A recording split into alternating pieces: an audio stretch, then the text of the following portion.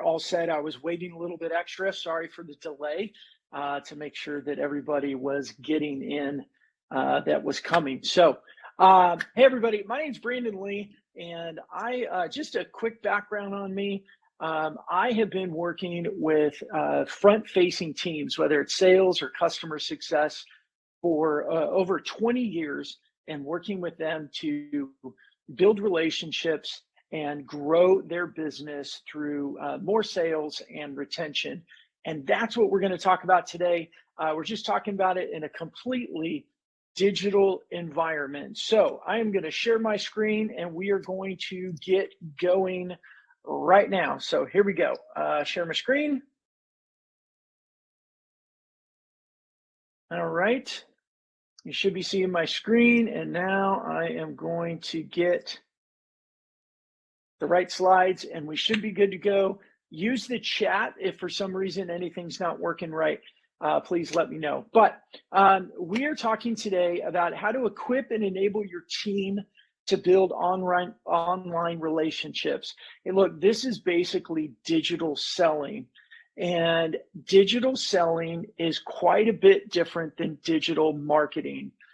I want to make this say this in the best light possible. There are a lot of LinkedIn gurus out there. There's a lot of digital marketing experts out there. And I don't want to knock what they do, but here's what I will say. That if you build it, they will come mindset just doesn't work anymore. It may have worked several years ago as social media was newer. The internet is still in its infancy. And there was a lot of mindsets of, hey, if you blog, people will come, right? You build a blog, you blog consistently, people will show up, they'll fill out a form, they'll fill your pipeline, and then you can sell whatever it is that you need to sell, whether you're a salesperson, you're a company. That's been the mindset. You publish social content and then you put in links. People will go to those links and they will then fill out forms, and that's how you build your database. The data does not support this anymore. Think about your own behavior as a good example.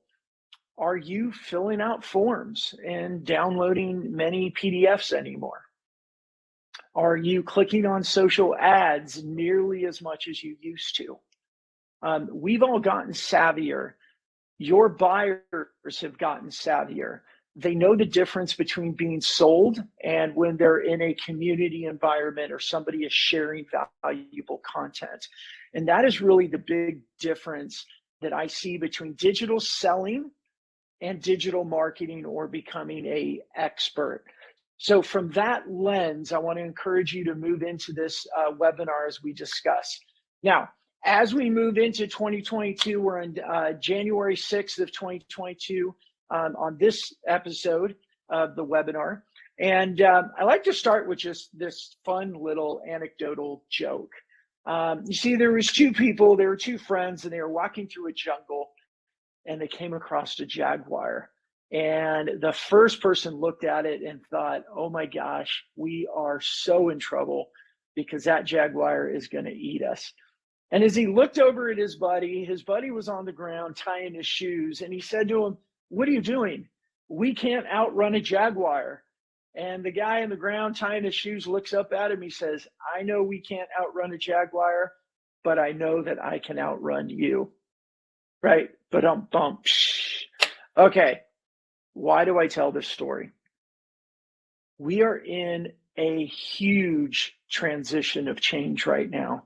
And I don't want to belabor all of the COVID and work from home and everything. Let's just leave it at that. But know that we are in a big season of change with more people working from home, with more remote work. A lot of our opportunities that we've used before for sales have been taken away from us. We're not on as many planes.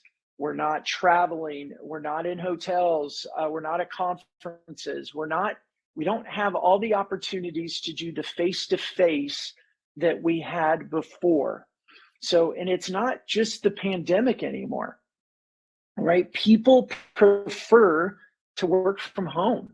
And a lot of people that used to be the jet setters, the road warriors, they're even coming back and saying, we don't want to do this as much. We're realizing that we don't need to, and we can still be successful. And that's really what we're talking about doing today. So unfortunately, there's a lot of companies that are focused on digital transformation, but they're focused on their servers, they're focusing on internal processes. But when it comes to sales, a lot of companies are doing one of a few things that I think are just totally wrong. Number one is they think that, okay, sales is just going to magically figure out how to use digital and social and close deals. And they're not. I mean, the data doesn't suggest that. Using digital, using social, it's much more of a networking activity than it is a direct selling activity. And let me give you an example of what I mean by that and why so many companies are just not figuring it out. You know, salespeople, and I is one, is what I like to say. We want the path of least resistance. Like we want to get the biggest sale with the least amount of work. I mean, it sounds great in theory, but what happens then is a lot of salespeople will send out messages via, say, LinkedIn as an example, and say, hey, will you connect with me? And then they follow it up with, hey, this is how awesome we are. Can we schedule 30 minutes for a demo? And it doesn't work. It doesn't work because, number one, so many people are doing it. Again, if you think about yourself on the other end of that, so many people are doing it that we're learning just to ignore that type of behavior. The other reason that it doesn't work is there's no foundation of relationship there. There's no sense of trust. In a recent demand gen report that just came out within the last 60 days, they found that 88% of buyers reported that they only work with sales professionals that they see or believe to be industry experts or thought leaders or influencers in their space. They're not working with cold sales professionals that just send them a message that say, hey, we're really awesome. Do you have time to, for me to give you a demo? So the other reason why companies are just not working, they think sales is just going to figure it out. Or what they do is they'll go buy some sort of a sales enablement tool, or they'll buy some sort of a tool like a Sales Loft, which is a great tool. But then the behavior that takes place within those tools hasn't changed. So I really want you to hear this. There's nothing wrong with tools, but the behavior has to change in a digital and social world in order for the outcomes to change. And that's what we're going to talk about today. So, hey, everybody, I'm Brandon Lee, by the way, if you're not sure who I am, just a little bit of a background on me and ways that you can find me. There's my LinkedIn and my Twitter accounts. Please also feel free to find me on Facebook or Instagram. I'm going to have to add those in future. But look, this is me, this is my family, and as I said at the beginning, I have been working with teams since 1998 on using content as a way to develop relationships that lead to business opportunities. And all of the years of doing that in different businesses that I've started, but they've all led to this where we're doing it now in the same manner. It's just different. It's all happening digital instead of in face-to-face or on ink on paper and printing like I used to.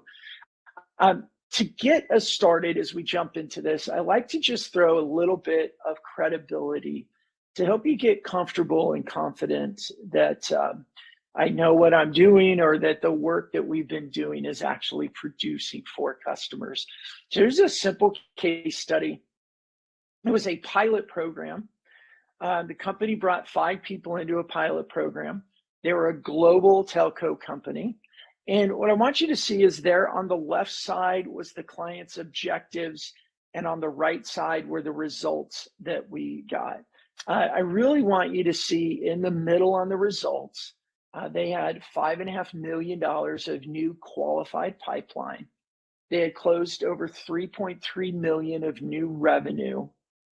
And they had, the numbers there, a 21.5% increase in revenue and a 26% increase in qualified pipeline through using this approach that I'm sharing with you today. So let's take a look at the agenda that we're going to go through. I want to talk a little bit about buyer unpredictability. I think that is a really big challenge that customers are facing right now, that you all are facing right now, because not only have you had to change since good old, February, March of 2020, but buyers have changed as well. And we need to know how buyers have changed in order to adjust and adapt our own sales processes. And then I want to share with you one of my favorite tactics, if you will. It's part of our secret sauce that I'm sharing with you today, and the best way to start online conversations. Well, that's interesting, and we're going to show you a data proven 3-step process to digital success, and we're going to show you about how to turn your digital actions into actual sales conversations. And I'm going to show you just how to get equipped and how to begin. So let's talk a little bit about buyers and predictability, or why companies lose deals. There's 2021 data that came out that was through Forrester, as you can see there in the bottom left corner, that said these are the 3 key reasons why companies, or why a sales rep lost a deal. And it really speaks to buyers' unpredictability, or the way buyers behave. And number 1 was the wrong content. 2/3 of buyers said that the winning vendor had content that significantly impacted their purchase decision. And what does this mean for us? It means that content, the consistency of content, and content that speaks to the existing challenge and problem that a buyer is facing, is the biggest influence in the buyer's decision of who they want to work with. The other piece, the other big data point, was the lack of an internal champion caused salespeople to lose deals. And number 3 was an existing relationship with another vendor. Now, why am I sharing this? Well, if this is the way buyers are behaving, this is the way buyers are making decisions, then as a sales professional, you need to understand how you need to show up in order for buyers to perceive you as somebody who they want to speak with, and therefore somebody they want to buy from.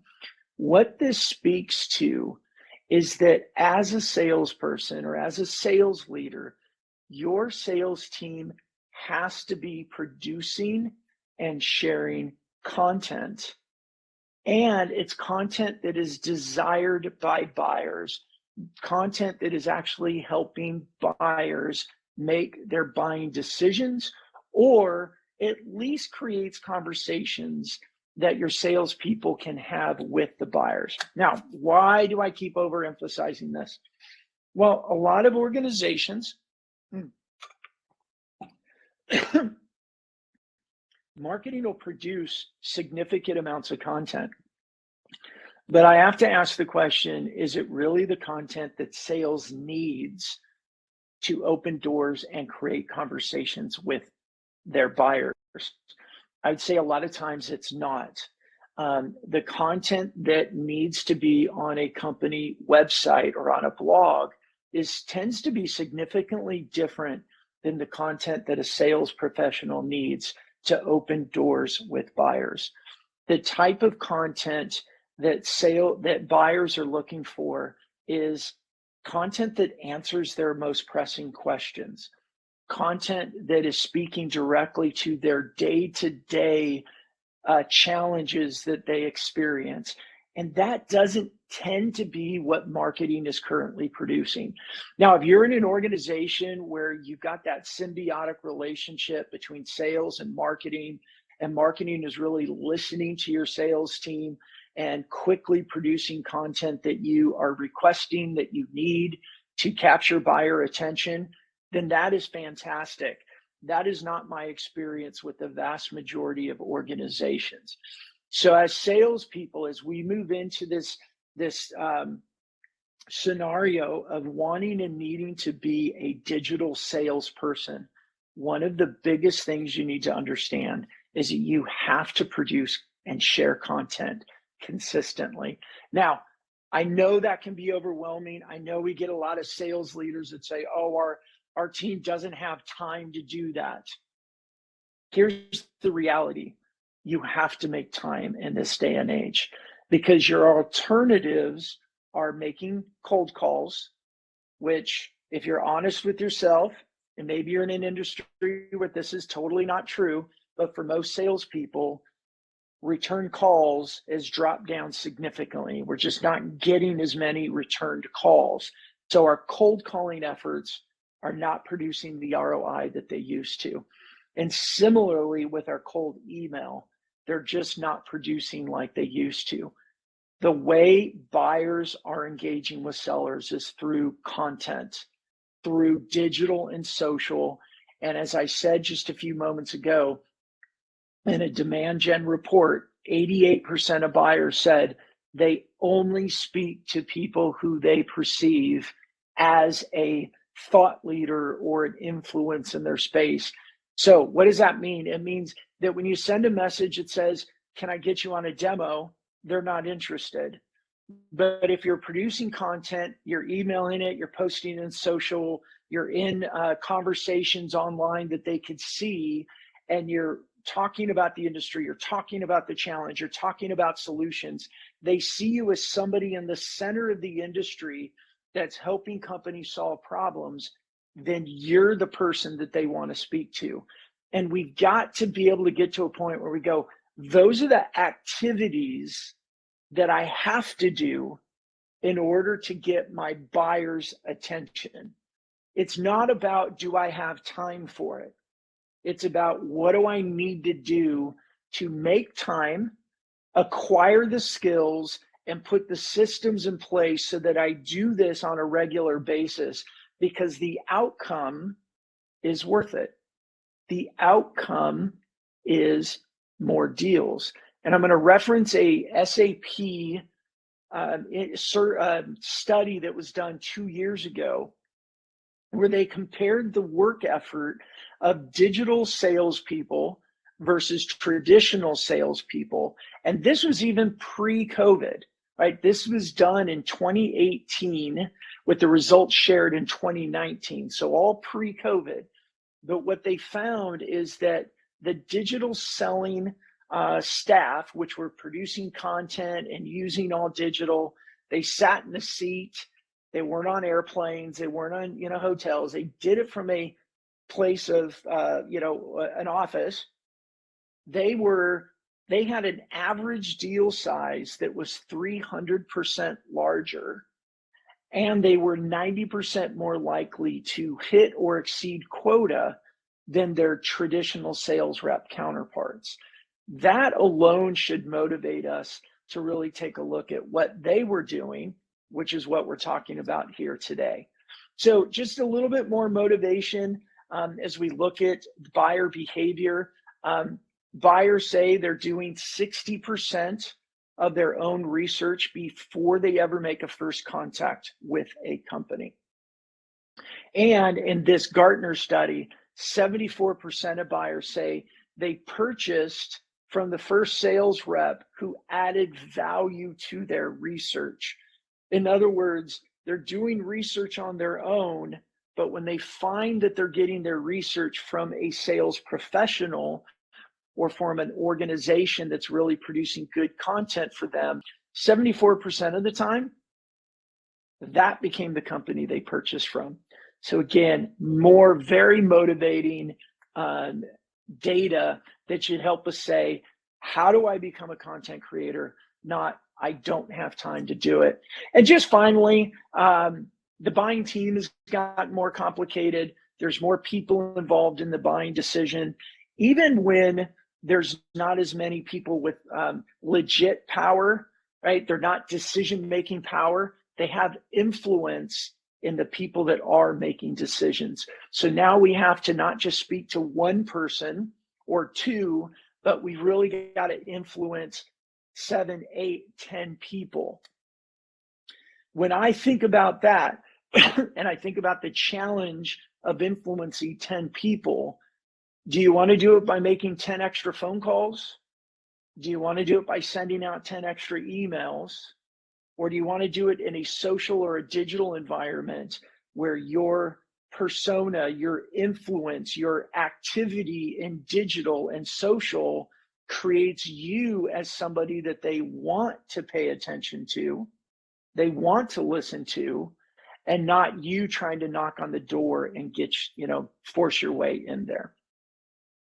So buyer behavior has changed. 59% increase in interactions than 2 years ago. There's more self-guided research. Buyers are savvier. And as I said earlier, 88% say they only buy from a trusted advisor.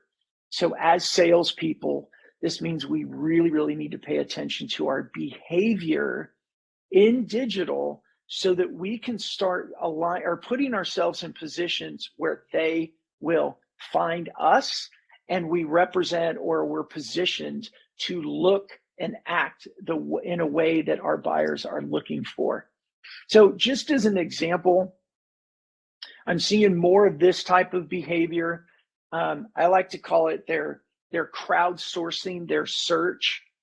LinkedIn land, I'm looking for recommendations, and gives her details. Now, why are more people doing this? Well, my opinion is it saves them time. If you think about what she could have done, is gone to Google, done a search, found 3, 4, 5 companies, has to go to their pages, read, look, decide if they're a good fit. If they are, maybe they fill out a form, they send an email, maybe they make a phone call, but they've got to do this for 3, 4, 5 different companies. In this way, what she's able to do is use her digital network to bring suggestions to them. And we all do this as buyers, right? When you're a buyer, we like recommendations. We like referrals from our trusted network because it saves us time. So more and more of this is happening. And why do I share this to you as a salesperson? Because when you're digitally and socially active with content, consistently creating content, you create a personal brand, you create a persona about you, and you become known in your industry. And when these types of posts go up, you get recommended, you get mentioned. It helps you bring a bunch of inbound leads to you, because the activity that you are doing creates a persona that creates that. Just this week, and this is only Thursday of the week, it's the first week of the year, which is traditionally pretty slow. I've received 2 inbound leads this week of people that said, I've been paying attention to your content. Now that it's the new year, can we schedule a call to talk? I think you might be able to help our company. That's a type of activity. That's a type of leads. That's one of the type of leads that we generate when we become a digital sales, or we're using our behavior in digital and social to build digital relationships. So if this is the way buyers are behaving, this is the way buyers think, the question we should be asking is, how can I become a known, trusted advisor in my industry? So if we all can agree that buyer behavior has changed and therefore our sales behavior needs to change. The rest of this webinar, I want to demonstrate how to equip and enable you and your team to start online relationships. So the rest of this webinar, we're going to talk about practical and tactical uses of content for revenue creation, for demand gen, for lead gen, and sales creation. So we all good? Everybody ready? Let's keep going. All right. I love this slide and I love this concept of thinking, because this is really, this is the best visual example that I've been able to find that explains the change or this big shift that has been taking place in relationship building. So on the left, excuse me, on the left is a visual model of what traditional marketing has looked like. We know we have the funnel, right? Real big up top, very wide, get lots of people. We call it the general population up at the top. And we try to get them there and get them to filter down through our processes to find out, are they interested? Do they have a desire? Are they willing to take action? And then at the bottom, we pop out a buyer. But it's very expensive. We got to spend a lot of money on advertising, on social advertising, trying to drive lots of traffic into the corporate blog or corporate website. And we'll find a lot of companies will have a ratio, right? We need 300 people at the top to kick out one customer, or we need 30 at the top to kick out a customer. Whatever that may be, it's still an expensive model. In this modern world and the way that being aligned with the way buyers are buying, when buyers are looking for trusted advisors, what we want to do is flip this funnel. What we want to do is amplify the funnel by creating micro influencers of all of our team members. So we call this micro influencer marketing. Now, I know at this point, some people start getting, thoughts of the Kim Kardashians or YouTubers or whatever, and that's not what I'm referring to. However, I also like to make sure that we don't throw the baby out with the bathwater as an expression for this. A lot of what influencers have done, their behavior has worked. And it's behavior activities that we need to take a look at within our B2B organizations or within our professional service organizations. So the way that we look at this is that you are now at the top of this funnel. You become that voice. You become that brand. And this is why creating content consistently is so important. As you create content, and you share your voice and the things that you're thinking about, the things that you observe, the questions that your customers are asking, and you're sharing that type of content, what happens is you develop advocates. You get people that are engaging with you. You get people that are looking to you for answers. They become curious about what you have to say and what you're sharing, and they start to engage with you. I'm going to pause there for a second because you may have remembered, and I say this quite a bit, if you post it, they will come, doesn't work on its own. It can work, but it works even better when not only are you posting and they engage with you, but simultaneously while you are going out and engaging with your ideal customers. And we're going to talk more about that in a little bit, but I just want to make sure that you don't get confused. This is the part where they do come and engage with you, but we need to then support it with us going out and engaging with them, which is step 2. And like I said, we'll chat in a second about that. So as you're creating this content, social posts, blog content, videos, podcasts, it doesn't matter the style or type of content. Really, I like to tell everybody, do the type of content that fits you best. But as you're creating that content, you build a community. You build a bunch of people that are paying attention, they're reading, they're listening, they're commenting, they're getting involved. And the more people get involved, it creates more people getting involved, because that's the way social media works. And what happens is you start developing all of your customers at the bottom of this funnel.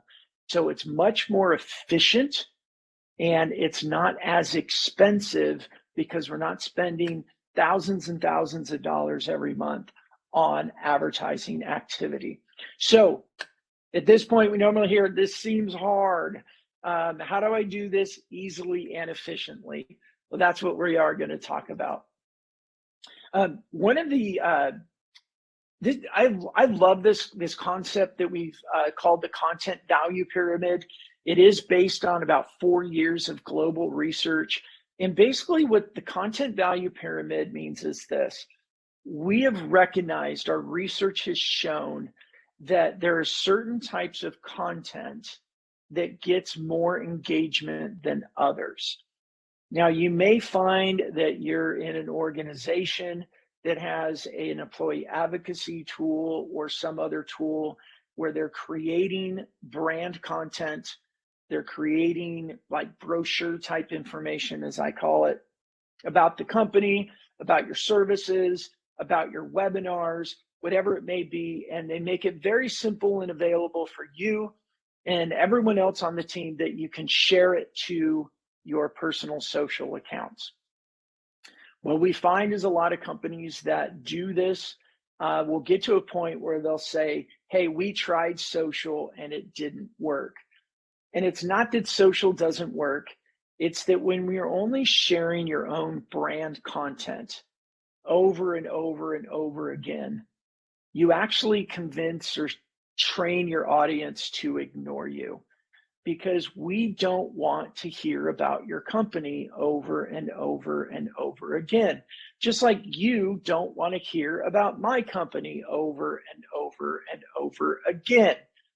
If we think about networking in an offline world, and I love this example, if we're at a networking event, it's live, it's face-to-face, we're wearing masks, we're not wearing masks, we're pretending, so you envision whatever you want. But it's a live networking event, and I see you, I see your name badge, I go, oh, I want to get to know them, and I walk over and I go, hi, I'm Brandon, I'm the founder of FunnelAmplified, and what we do is this, and here's my brochure, and da-da-da-da-da, and you have time for a demo.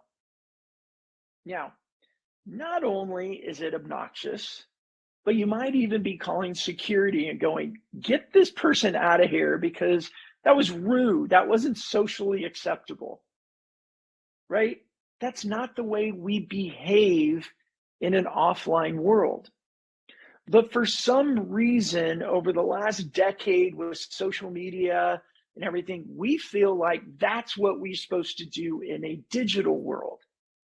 And what I would, if nothing else you get from today, know that the same human that would be across from you in a face-to-face environment is a person that's across from you in a digital environment. You and I are here live together. We just happen to be on screens instead of face-to-face. And so if I do something obnoxious or rude or something repeatedly in an offline world that would make you not want to talk to me, if I do it on a screen, you're going to have the same exact reaction. And that's what we discovered. And we put it in this called the content value pyramid to help all of us understand the variety and the types of content that we should be sharing in order to present ourselves more as a holistic human, as a person that a buyer would be interested in speaking with. And buyers aren't interested in speaking with us when all we ever do is talk about our own company and how awesome we are. So the content value pyramid, the lower on the pyramid is less valuable, less engaging. And let me give you a quick example of some of the things that I've done over the years and what I've learned with. So this post was several years ago. I was so excited. We came up with our Chrome extension, and I thought it was going to be such a great thing to help all of our customers. I posted it. It's all about us. It's like a brochure. And I got a whopping 2 likes and 128 views. Not very engaging, not very valuable, because not very many people saw it. Why is that? Because it was about me. It was about my company. And I want to encourage you, think about your own behavior when you're in social media. What is it that you pay most attention to? Now, see if this resonates with you. All of us, we can't escape our human heart. We are who we are. Our title is here, but our heart is who we are. And sometimes we're just not in the mood to work or think or play or whatever from our title, but we're always ready to respond as who we are as a person. And this is why it's important. As we move up the content value pyramid, we get into content that becomes more connected or relevant to the emotion of who we are. And as salespeople, we do know this. People buy from emotion, but they want to support it by logic. That's why relationships are so important in sales. We buy from a place of emotion. Buyers buy from a place of emotion, but they'll get a little bit of logic to support it to help them make a good decision. That's why we say buyers buy from people they know, they like, and they trust. So let's go up the value pyramid.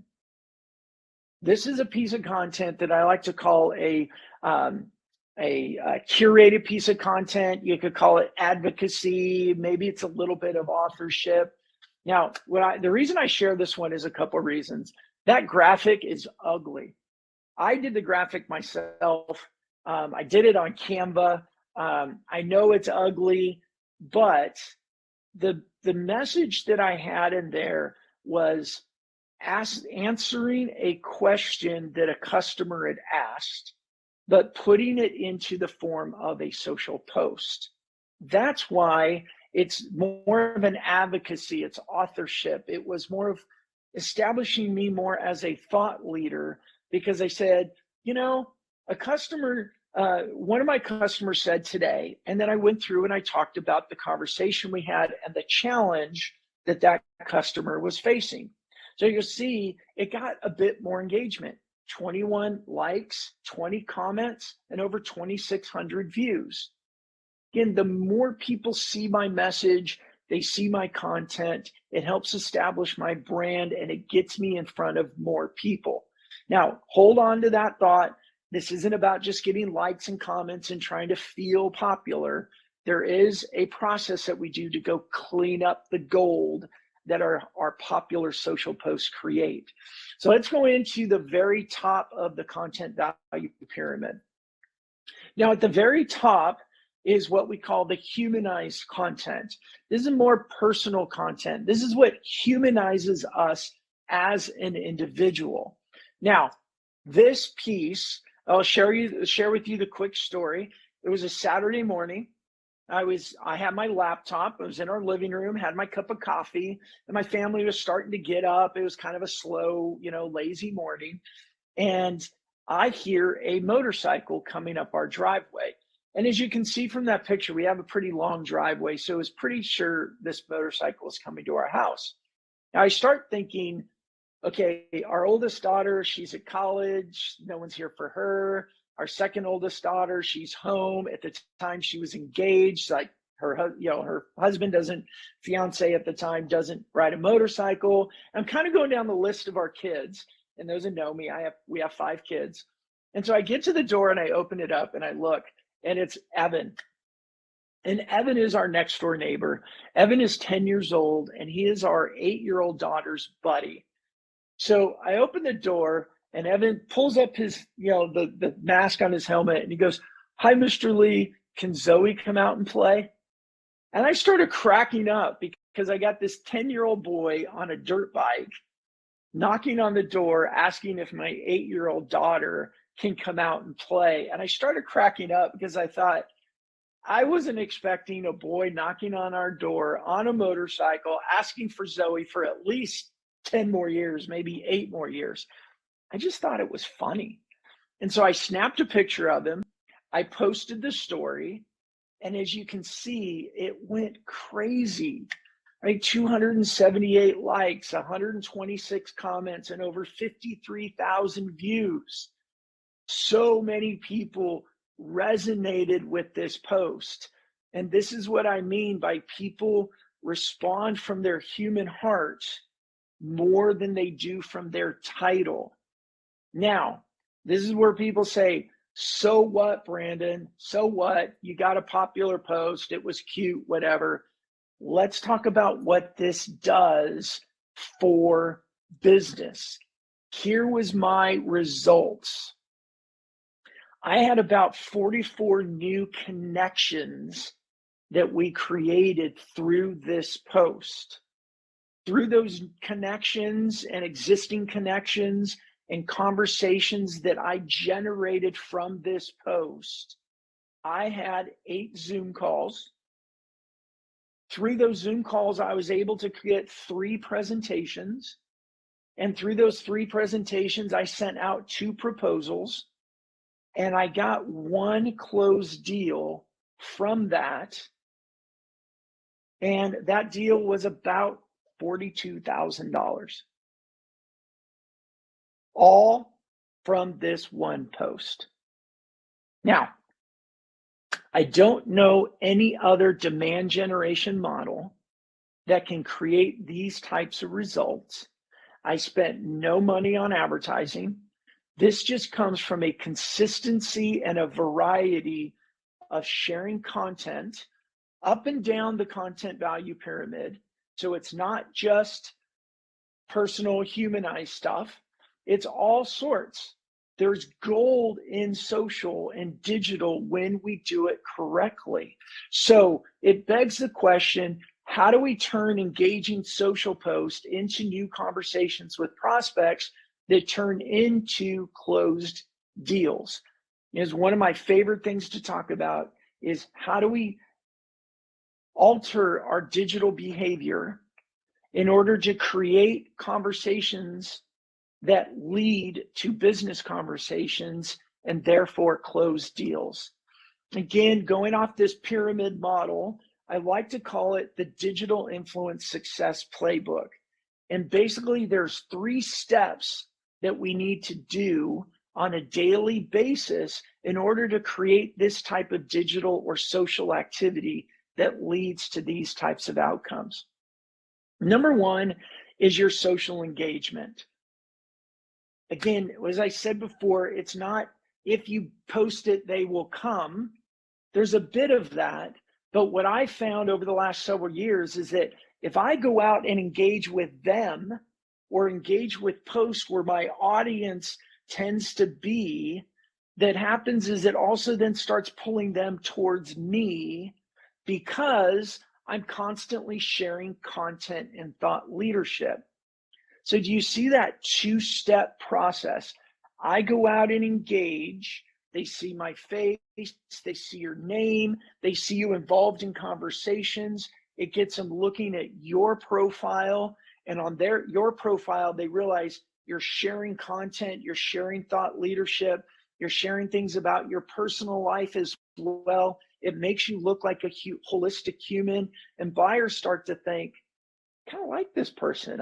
I could be friends with them, or they seem like they'd be interesting to talk to. The reason this is so important is because most of your competition over here, they're sending messages out that say, hey, we're really awesome. You got 30 minutes for a demo?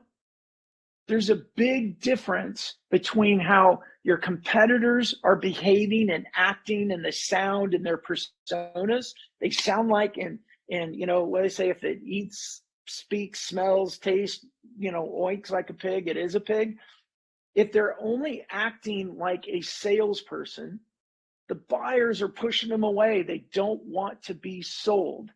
But when your behavior is creating you as this human, and you're kind, or you're funny, or you share about your personal life a little bit, and you're engaging in other posts and you're sharing content, you become somebody that they want to speak to. You become that influencer.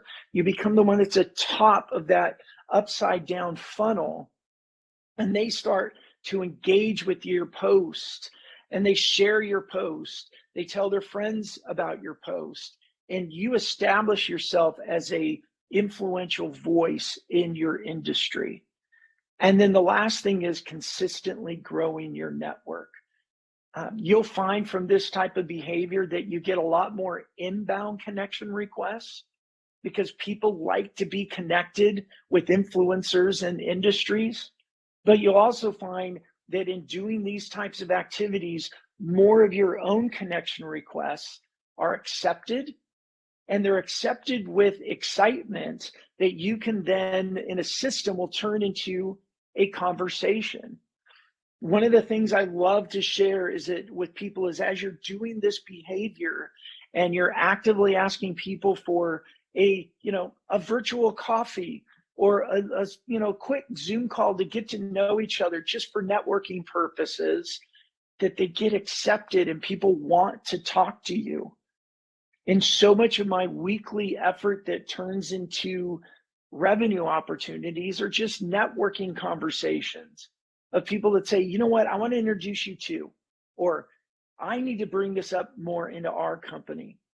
And these are the types of activities that'll work for you and for your sales team when your digital behavior changes and is consistent in doing social engagement, sharing content, and growing your network. So when you engage or talk with your prospects daily, and you have highly engaged posts that they engage with, so you're publishing every day and you're sending out connection requests to grow your network, that is when you can turn this type of post into lots and lots of conversations. Now, here's a little bit of the secret sauce that I like to share with you as we wrap up the webinar today. What we do is when you have a post like this, the great thing is with LinkedIn, with Facebook, with Instagram, is you can see everybody who liked your post. And obviously you can see everybody that's commented on your post. And just the very simple secret sauce, you click on the likes, it pops up a list of everybody that's liked your post, and you can scroll through there and see who they are. What I do, and I'm on a Mac, I will take their name, like in this point, if I wanted to have a conversation with Jessica Lacey up at the top, I use the command button, I press her name, and it would open up her LinkedIn profile in a new tab. And what I do is I go through the entire list, and anyone in there that looks like somebody I'd like to have a conversation with, that's what I do.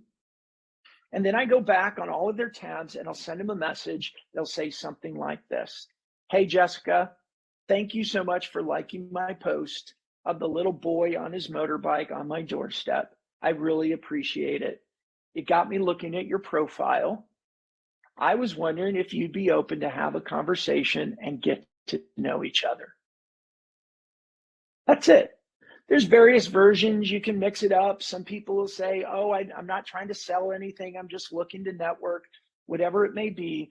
But when you do that, you get a large response rate, and all of a sudden you're having more conversations with quality prospects or people that could introduce you to quality prospects.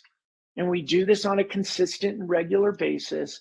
Our network, our influence expands quickly. This doesn't take years. This takes weeks and months to start working for you. So there's my one little golden, tip. I like to say whenever I talk or I give a webinar or a keynote, if you can walk away with just one little gold nugget, stick it in your pocket and turn it into value for you, then your time with me was worth it.